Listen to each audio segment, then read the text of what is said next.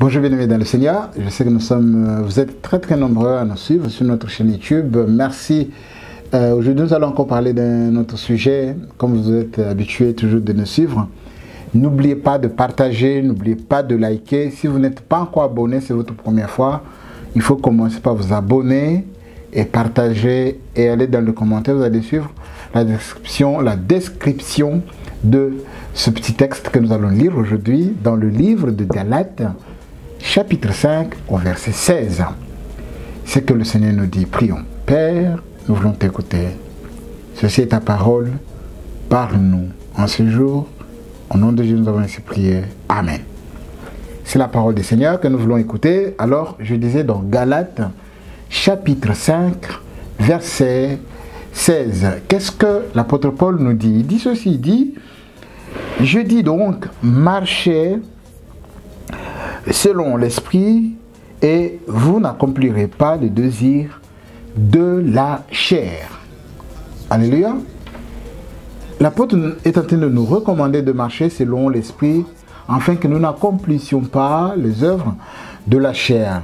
Et en ces jours, vous savez bien que le croyant devrait marcher selon l'esprit et non selon la chair. Marcher selon ou par l'esprit, c'est lui permettre d'exercer son influence et se rester en communion avec lui.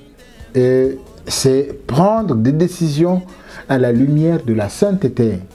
C'est aussi avoir ses pensées fixées sur Christ, car le ministère de l'Esprit constitue à solliciter le croyant à s'engager pour le Seigneur Jésus-Christ. Est-ce que tu marches selon l'Esprit ou tu marches selon la chair? Quand nous marchons ainsi selon l'Esprit, la chair ou la vie égoïste en nous est considérée comme morte. Nous ne pouvons pas être engagés en même temps par Christ et par le péché. Scofield dit, le problème de la vie chrétienne tient au fait que tant que le chrétien vit dans ce monde, il est capable à deux arbres. Le vieil arbre de la chair et le nouvel arbre de la nature divine planté en lui par la nouvelle naissance ou la régénération. Nous ne vivons pas selon nous, mais nous vivons selon le Seigneur. Il nous a appelés, il nous a choisis, il nous a changés par lui. Nous sommes régénérés et si nous marchons, ce n'est plus nous qui marchons.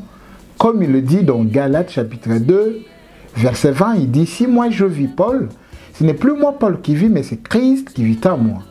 Toi qui me suis, toi qui es en train de nous suivre, si tu vis maintenant que tu es en Christ, ce n'est plus toi qui vis, mais c'est Christ qui vit en toi. Comme Christ vit en toi, tu dois marcher à une nouveauté de vie. Tu dois avoir une vie nouvelle. La difficulté consiste à maintenir le vieil arbre dans la stérilité et à faire porter du fruit au nouvel arbre. C'est là où il y a la difficulté. Car la solution, marcher selon ou par l'esprit, ce verset et le suivant montre que la chair est encore présente dans le chrétien. L'idée que la nature pécheresse puisse être éradiquée et ainsi refutée, c'est de rester collé à Christ, c'est de marcher dans la vie. Et lisons un peu le chapitre 17, car il dit, car la chair, au chapitre 17, on dit, car la chair a de désirs contraires à ceux de l'esprit, et l'esprit en a de contraires à ceux de la chair. Ils sont opposés entre eux, afin que vous ne fassiez point ce que vous voudriez. Bien-aimés dans le Seigneur, nous sommes chrétiens, nous ne sommes pas appelés à faire tout ce que nous voulons. L'apôtre Paul dit, tout m'est permis, mais tout n'est pas utile. Nous ne pouvons pas tout faire parce que les autres le font. Nous ne pouvons pas parler comme parce que les autres parlent. Nous devons parler comme Christ parle. Nous devons faire ce que la parole de Dieu nous recommande de faire. Je reste satisfait en Christ. Je sais que toi aussi tu restes satisfait en Christ. Ce que je nous recommande, c'est de marcher dans la nouveauté de vie. C'est de marcher selon l'esprit. Nous n'accomplirons pas les désirs de la chair. Que Dieu vous bénisse abondamment. Je suis pasteur Joseph de Gaulle. Nous allons nous retrouver la fois prochaine. Que Dieu vous bénisse. Merci beaucoup. Je vous aime beaucoup.